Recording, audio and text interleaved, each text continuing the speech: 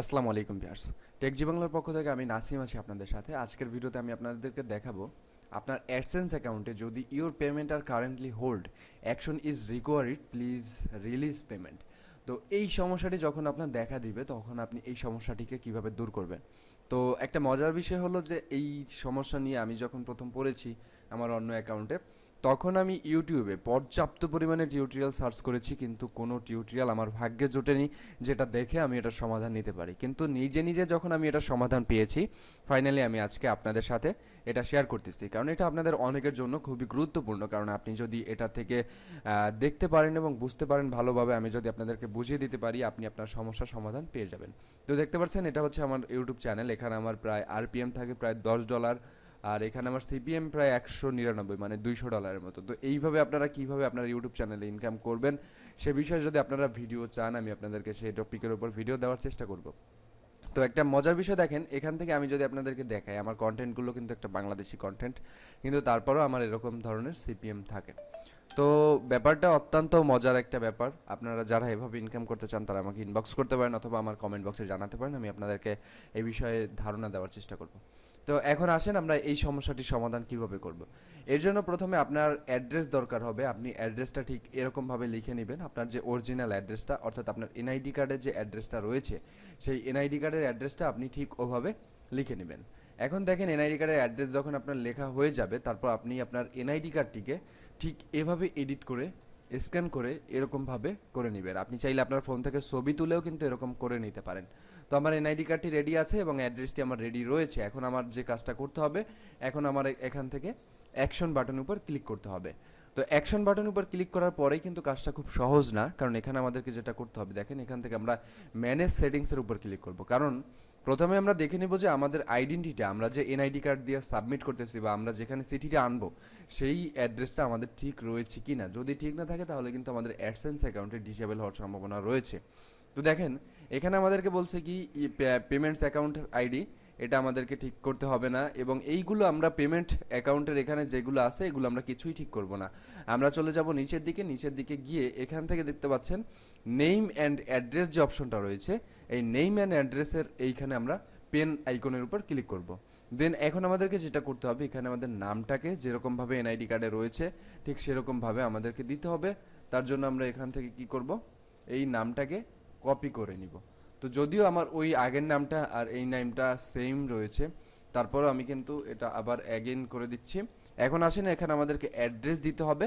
So সেক্ষেত্রে আমাদের অ্যাড্রেসটা দেওয়ার জন্য আমরা এখান থেকে যে অ্যাড্রেসটা লিখে নিয়েছি, এই অ্যাড্রেসটাকে কি করব, আমরা এখান থেকে কপি করে নিব। তো আমরা কপি করে নিয়ে আমরা চলে যাচ্ছি আমাদের অ্যাকাউন্টে। দেন এখানে আমরা কি করব, কন্ট্রোল ভি করে পেস্ট করে দিব। এখন আমাদেরকে যেখানে একটা নাম্বার দিয়ে দিতে হবে অল্টারনেটিভ, কারণ অ্যাড্রেসের পরে যখন আপনার পোস্ট অফিসে চিঠিটা আসবে, এইখানে যে ফোন নাম্বার অপশনটি আছে, এই ফোন নাম্বারে যে নাম্বারটি থাকবে এটা কিন্তু পোস্ট অফিসের বক্সে শো করবে না। কিন্তু আপনার যে অ্যাড্রেস লাইন 2তে যদি আপনি একটা নাম্বার দিয়ে রাখেন, তাহলে এই নাম্বারটা কিন্তু আপনার পোস্ট অফিসের যে চিঠিটা আসবে চিঠির উপরে খামে শো করবে, যার ফলে আপনার পোস্ট অফিস ম্যান আপনাকে এই নাম্বার দেখে কিন্তু কল করতে পারবে। নহতায় আপনার কিন্তু ওখান থেকে গিয়ে কালেক্ট করতে হবে। ঠিক আছে? তো এখন আমাদেরকে সিটিটা কি, এখানে আমাদের সিটি হচ্ছে বরিশাল। তো আমি এখানে বরিশাল লিখে দিচ্ছি, BRISL বরিশাল।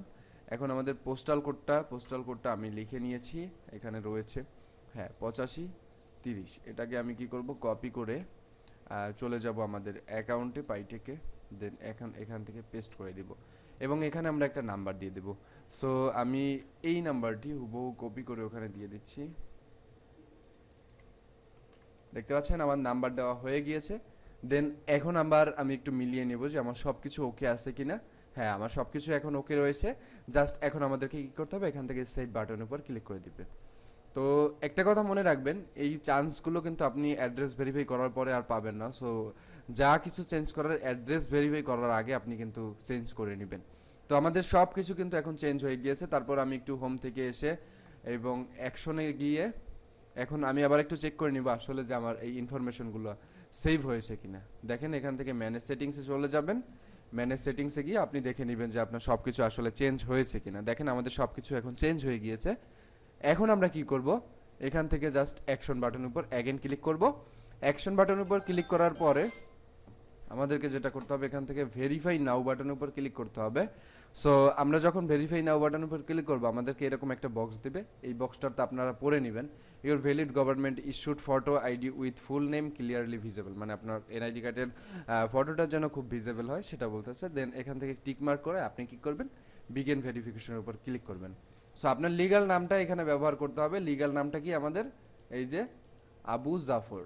সো আমরা এই লিগ্যাল নেমটাকে ওখানে দিব, দেখেন কন্ট্রোল সি দিয়ে এখানে আমরা লিগ্যাল নেমটা দিয়ে দিচ্ছি এমডি আবু জাফর। দেন এখানে আমাদের কি করতে হবে, ন্যাশনাল আইডি কার্ডের ছবিটা দিতে হবে। তো ছবিটা আপনারা কিভাবে রেডি করবেন সেটা তো আমি কিন্তু আপনাদেরকে প্রথমেই দেখিয়েছি, ঠিক ওরকমভাবে আপনারা ফার্স্ট পার্ট এবং সেকেন্ড পার্টটাকে রেডি করে নেবেন। ওকে, তো রেডি হয়ে গেলে দেন এখানে আপনারা কি করবেন, ওই ছবিটিকে এখানে আপলোড করে দিবেন। দেখেন এখানে আপলোড হলে আমাদের এখানে অ্যাড্রেসটা শো করবে। দেখেন এই যে আমরা তার স্মার্ট কার্ডটি আপলোড করেছি। দেন এখন আমরা নেক্সট বাটনের উপর ক্লিক করব। নেক্সট বাটনের উপর ক্লিক করার পরে এখানে দেখেন হ্যাঁ তার নাম শো করতেছে, এবং এখানে আমাদের টাউন, সিটি, পোস্ট কোড এগুলো কিন্তু কিছুই শো করতেছে না।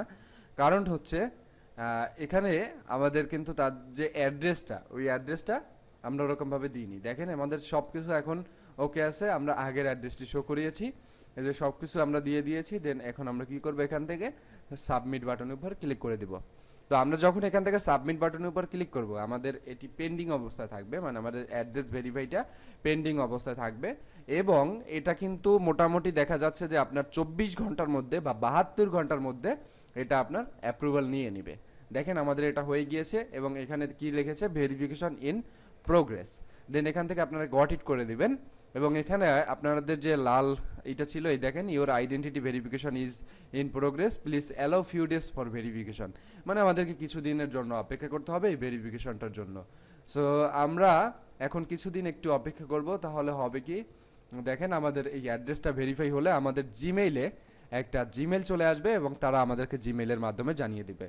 তো বন্ধুরা এই ছিল আজকের ভিডিও ভালো লাগলে ভিডিওতে কিন্তু লাইক দিতে ভুলবেন না, আর আশা করি আপনারা এই সমস্যার সমাধান পেয়ে যাবেন। যদি সমস্যা হয় কমেন্ট বক্সে জানাবেন, ঠিক আছে? তো ভিডিও ভালো লাগলে ভিডিওতে লাইক দিবেন, আর আমাদের চ্যানেলে নতুন হলে চ্যানেলটি সাবস্ক্রাইব করে পাশে আসা বেল বাটনটি অন করে দিবেন, তাহলে এরকম রিলেটেড আরও যে ভিডিওগুলো বা ইনকাম রিলেটেড আমরা যে টিপসগুলো দিব সেগুলো আপনারা সবার আগে পেয়ে যাবেন। তো ভালো থাকবেন, সুস্থ থাকবেন।